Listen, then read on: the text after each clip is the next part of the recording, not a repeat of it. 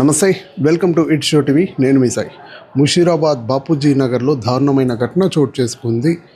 ఒక అమ్మాయిని అతి కిరాతకంగా కత్తితో పొడిచి చంపేశాడు. ఇక్కడ చూసుకోవచ్చు, పోలీసులు కూడా ఈ థ్రెడ్ కట్టడం జరిగింది. ఇక్కడ మొత్తం రక్తపు మడుగులే మొత్తం కనిపిస్తూ ఉంది. ఈ అమ్మాయి ఇంటర్ అయిపోయి బీటెక్ ఏదో చేస్తూ ఉంది ఎడ్యుకేషన్కి సంబంధించి. వాళ్ళకి ఆ అమ్మాయికి సిస్టర్ ఉంది, తల్లి నాన్న అందరూ ఉన్నారు. వీళ్ళు సొంతూరు ఏదో శ్రీకాకుళం సైడ్.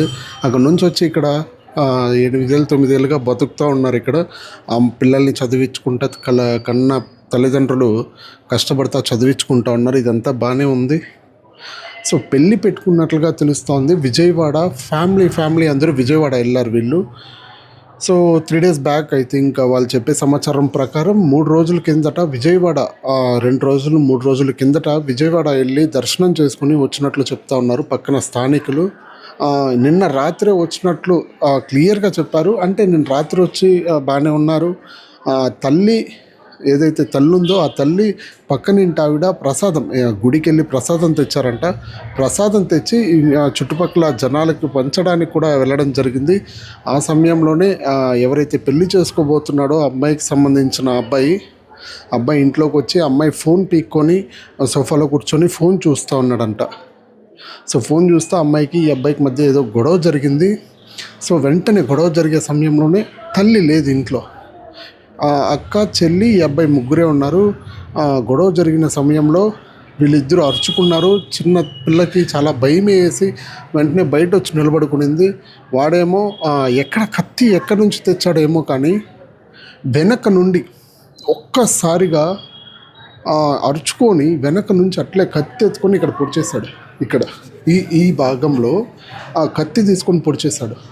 ఆ రక్తపు మడుగుల్లో ఆ రక్తపు మడుగుల్లో అట్లా గిల్లగిల్ల కొట్టుకొని అరుస్తూ ఉంటే ఆ తల్లి ఎక్కడి నుంచో పరిగెత్తుకొని వచ్చి ఆ అమ్మాయి చేతులతో ఎత్తుకొని డోర్ దగ్గరకు వస్తే చూడండి ఒక్కసారి బ్లడ్ చూడండి ఒక్కసారి. ఇక్కడ ఆ డోర్ దగ్గరకు వచ్చి అరుస్తూ ఉంటే పక్కన స్థానికులందరూ పరిగెత్తుకొని వచ్చి చూసేసరికి ఆ అమ్మాయి ప్రాణాలు కోల్పోయింది. చిన్న వయసు, ఇంటర్మీడియట్ చదువుకొని ఉద్యోగం తీసుకొని పోషించాలి, కుటుంబాన్ని పెళ్లి చేసుకొని భర్తతో సంతోషంగా ఉండాలి అనే కలలు కనిన అమ్మాయి ఇప్పుడు రక్తపు మడుగుల్లో దారుణమైన స్థితిలో పడింది. గాంధీ హాస్పిటల్కి కూడా తీసుకెళ్లడం జరిగింది. పోలీసులు కేసు నమోదు చేసి విచారణ కొనసాగిస్తూ ఉన్నారు. ఇదే విధంగా నిందితుడి కోసం గాలింపు చర్యలు మొదలుపెట్టారు. పూర్తిగా సర్చ్ ఆపరేషన్ అయితే కొనసాగుతూ ఉంది. ఇక్కడ రక్తపు మడుగుల్లో పడి ఉన్న అమ్మాయిని వెంటనే గాంధీ హాస్పిటల్కి తరలించారు. అప్పటికే అమ్మాయి చనిపోయింది నిర్ధారించేశారు.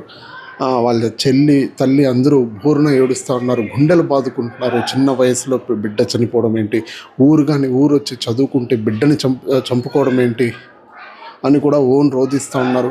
ఆ అబ్బాయే అసలు మనసులో ఏం పెట్టుకొని వచ్చాడో ఏమో కానీ అత్యంత దారుణంగా చంపేశాడంటూ కూడా తల్లిదండ్రులు చెప్తా ఉన్నారు. మనసులో ఎవరేం చెప్పారో తెలియదు, మనసులో ఏం పెట్టుకొని వచ్చాడో తెలియదు, ఫోన్ తీసుకుని ఏం చూశాడో తెలియదు. ఆ అబ్బాయి అత్యంత దారుణంగా అమ్మాయిని చంపేశాడు. నువ్వు తాగుబోతూ నీకు ఇవ్వను అని చెప్పి ఏదో మాటలు చెప్పడం జరిగింది. అది మనసులో పెట్టుకొని నువ్వు దక్కకపోతే ఇంకా ఎవరికి దక్కకూడదు నువ్వు అని చెప్పే ఉద్దేశంతోనే అత్యంత దారుణంగా ముందే ప్లాన్ ప్రకారం పూర్తిగా సమాచారం తీసుకుని ప్లాన్ ప్రకారం రావడం జరిగింది. ఆ అబ్బాయి వెనక భాగంలో ఇక్కడ బెల్ట్ దగ్గర పెట్టుకుని కత్తి తీసుకొని ఈ భాగంలో చెస్ట్ కొంచెం పైన భాగంలో అట్లే గుచ్చేశాడు.